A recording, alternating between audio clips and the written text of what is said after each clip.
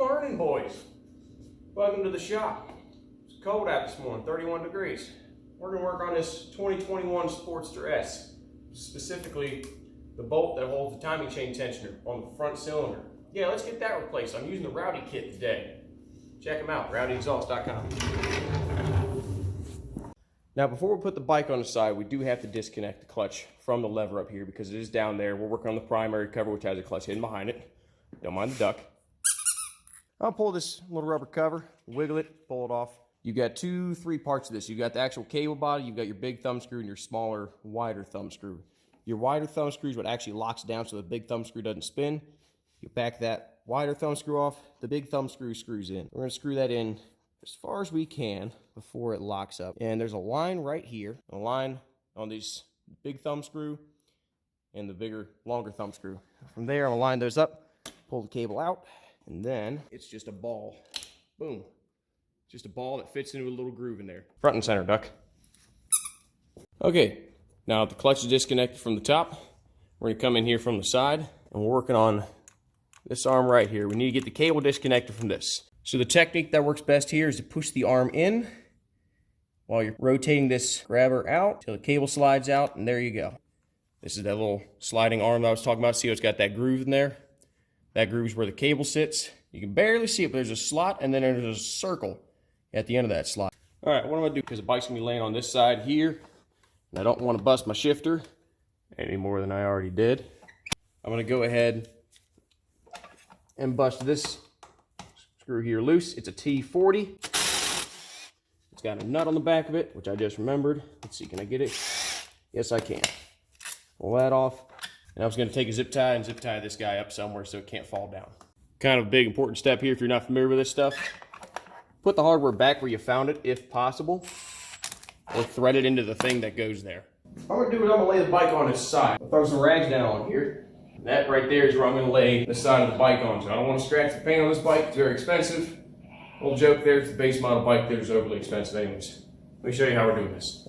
Now the shifter, everything is zip tied up out the way. I used a white zip tie so it stands out from the black background so I remember that it's got to go on. It's not like I'm going to forget. I did end up moving some of the rags so they could land underneath the cover here. We'll just kind of play with this as we go and see how well it's going to work. Just touch.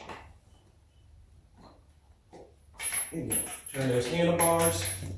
They're not on top of anything. Take a look and verify we're not contacting anything I don't want to. Oh, those rags work out great. All right, we're good to go. All right, so here we are on the side. We've got 10 perimeter bolts around the primary cover. And this one down here is a little bit hidden by this belly pan. If you want to take that off, you'd say T30, but I'm gonna leave it on because this cover kind of pries out without too much trouble. I'm just using a 1/4 inch right now. See how well that goes. I'm gonna start at the 12 o'clock position and just crack it loose. Didn't come off with much effort really. I'm gonna turn that about a 1 turn loose. I'm just gonna work my way in a crisscross pattern, similar to how you would tighten your lug nuts. All right, so now if that's loose, see we loose here, nope. Loose here, nope. You do not wanna use steel hammers or metal hammers. This is probably very delicate finishing here, so rubber mallet would definitely be the way to go. Just gonna play around with this. All right, I was able to get this to start loosening up. I got my plastic pry tool in between the cover and the case here.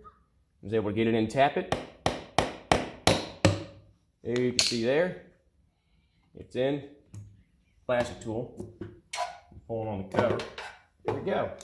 Cover is loose. I'm gonna lift that up and off. And I'm gonna set this cover face down on the rag and then put another rag on top of it. So this step is purely for curiosity's sakes, but I've got my torque wrench set to 80 inch-pounds. Is a T30, same as these bolts down here for the belly pan. Same size. And we're just going to check the torque.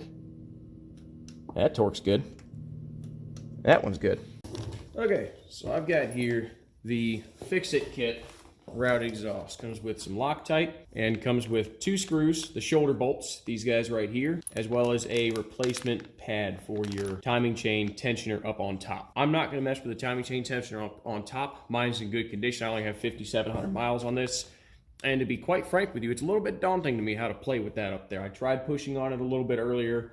I had the top out. I had this whole phaser solenoid plate out, had them all disconnected. I was in there kind of playing with it. I couldn't quite figure out how to get that timing chain tensioner to lock back because I don't have the Harley-Davidson part, I think.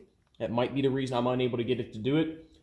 But rather than take a non-existent problem and make it a problem, I'm going to negate that for now. The primary issue isn't with the pad itself, it's actually with these shoulder bolts down here. So I'm gonna focus on that. So I'm gonna work on getting this front one out. We checked it was torqued to 80. I'm just gonna loosen this guy up.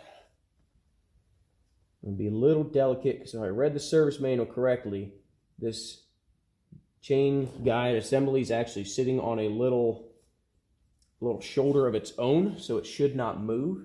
As long as I don't play with it, we should be good to go. Okay, so here's my shoulder bolt. Here's what it looks like right now. I can see there's a little bit of wear up here on the top. Come on, focus, buddy. A little bit of shininess up there on the top. Not too bad. I mean, you definitely don't want it to look like that, but that's kind of the nature of these things. They're going to get a little bit worn. Yeah, a little bit, come on, focus. A little bit of shininess up there. Replace this front one, and I'll show you how we're doing that. Okay, so we have our new screw. We have our thread locker. I just clipped the tip off of it. You can see it is of the, it is of the red variety. Torque specs for this are between 80 and 97 pounds. I'm going to set my torque wrench right at 90. All I'm going to do is I'm just going to go boop, boop, put a couple drops. I'm not going to goop this thing completely covered full of red thread locker. I just want a line of it like that because as we're threading it in, the female receiving threads are going to actually spread the red thread locker around. And as you can see, as you can see, it's already starting to work its way around the screw on its own accord. I'm going to reinstall.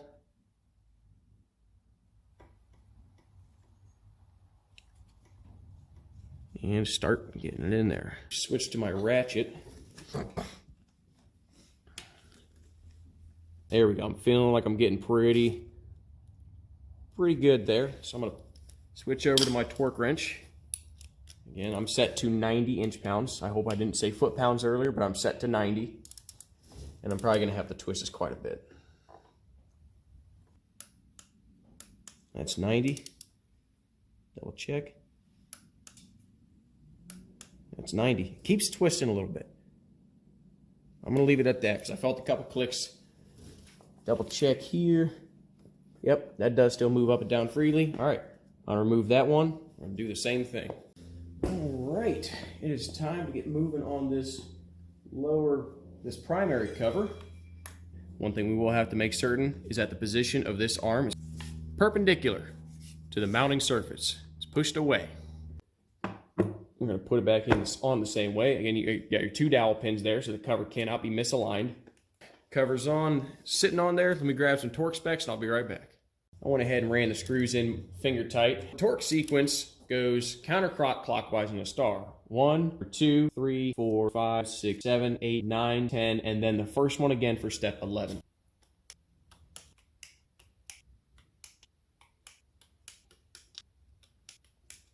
I'm also going to go ahead and take this top inspection cover off. And here, what I'm going to do is I'm going to put the pointed end of this against a lip that I can feel back here. And I'm going to tap on the back end with this metal hammer. See if I can. There we go. It just popped loose. So, going to wiggle this a little bit. Ta-da! So it's been about a week since I recorded, and while I was editing, I realized I missed something. So sorry for the weird little continuity here. The bike is actually standing up on its side now. I tested, everything ran fine, as you will see later. But I wanted to go a little more in depth on this timing chain area here. Long story short, I don't end up changing the pad that's in here, but I'm going to pull all these parts out to show you what it looks like in there. And if you want to attempt it yourself, that is totally fine, totally on you. I'm gonna go about as far as I've gone so you have a better view of what's inside here. We're gonna pull these plugs off here. Just a little tab, they lift up.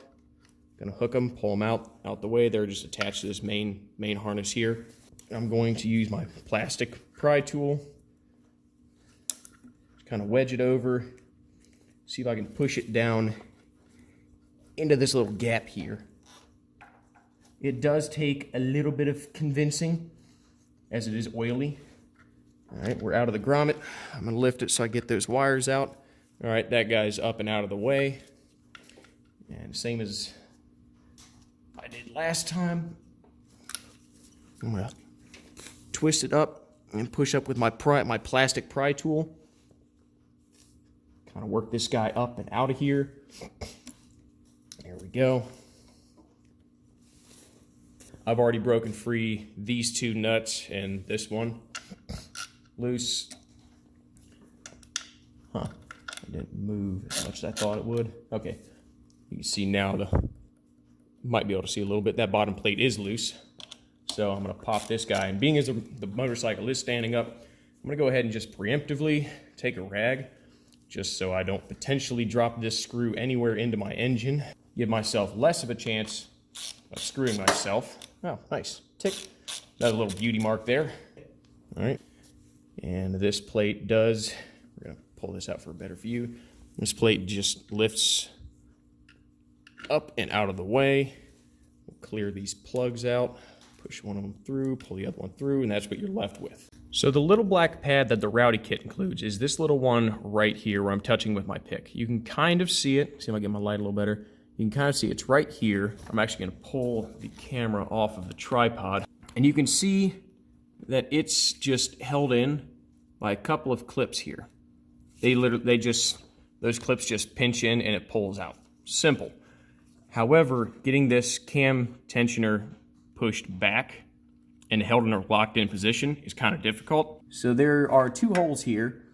My theory is that the hole on the right is supposed to correspond with the divot in the pin of the timing chain tensioner. That's my working theory. I'm mostly positive it's supposed to be like that. However, when you look at where that tensioner pin is, it doesn't quite line up with this tool. So it's almost like the tool needs to go in and have a little offset up so it can reach and hold that tensioner in. My pad is in good shape, so I'm going to leave it as is. And if I decide that I need to do it, I will honestly probably do more research, quite a bit more research, and see if I can deduce how to do this correctly before taking it to a Harley-Davidson shop. I'm gonna show you how we're gonna button this thing up with torque specs. Okay, on to the reassembly process. So what I'm gonna do to make our lives easier, or my life, I'm just gonna give this a quick wipe down. After that, I'm going to grab our camshaft solenoid plate. I'm gonna feed these two plugs through. I'm gonna make sure the wiring harness is actually in this right void here so I get everything together. I'm going to slot these two bottom screws, or bottom studs, into location. Put the top screw in. So this gets torqued down to 62 to 80 inch-pounds or 7 to 9 Newton meters. Whenever they give me a range, I like to choose the middle ground. We're going to finagle this down into here. That's pretty close. I'm just gonna make sure it's square, good to go. Loop my wires through here. Tip here, I'm gonna use the pick tool to get behind that wiring harness and pull it. I'm gonna be very careful not to stab the harness. Pull it, basically just using it as a hook. Well, will not be a problem. Okay, and we're in. Okay, so the gray wires go to the back, the black ones go to the front. In the service manual, explicitly states not to allow your wires to twist. Torqued, torqued, torqued, plugged, plugged, reinserted. Give the mounting surface a quick wipe down. Just make sure there's nothing there that's going to cause a poor seal. And from here, cylinder head camshaft cover screws, 63 to 77 inch-pounds or 7.1 to 8.7 Newton meters. that's that. The hardest part, reinstalling your main fuse. What I like to do is just line it up and you're done. You know that little thing at the beginning of the video I said not to forget? You probably won't forget it. Yeah, I forgot it.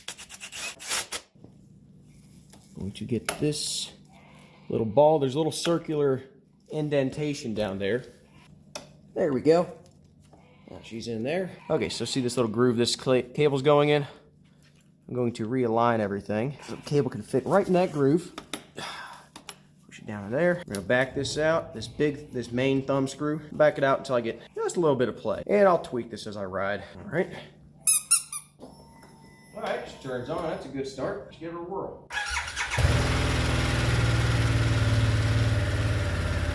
I'm just gonna let it run for a few minutes and keep an eye, particularly in these areas we work, look for any oil drips.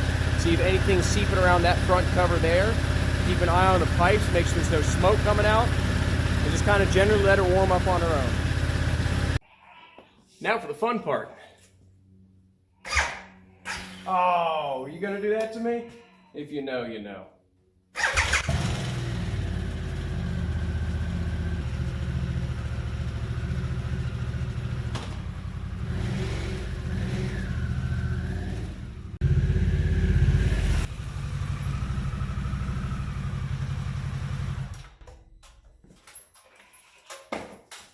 Hey, it didn't blow up. All right, guys, so all in all, here's all the tools I used for that. One zip tie. I used flush cuts. You don't need to use flush cuts. One plastic panel popping tool. You can get these at AutoZone. They're super cheap. Varying size of extensions. 2 Torx bits. I used a T40 and a T30. I used a 10 mil socket. I ended up using a 1/4 inch to 3/8 drive adapter just because my inch-pound torque wrench is 3/8 drive. That's the one I had. An 8 millimeter socket, 1/4 inch drive ratchet, 3/8 drive, longer ratchet. Few miscellaneous pick tools for little bits, little clips here and there. Headlamp for convenience sakes, a rubber mallet, and then the small steel-headed mallet which we use for our pry tool for getting that primary cover to finally break loose. I did end up using an impact on my shifter as you saw. You don't need that. You can do all this stuff with hand tools. Seems like it's probably a lot of stuff that we did today.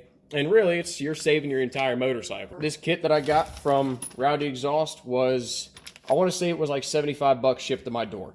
I ended up opting to not install the little plastic piece that came with it.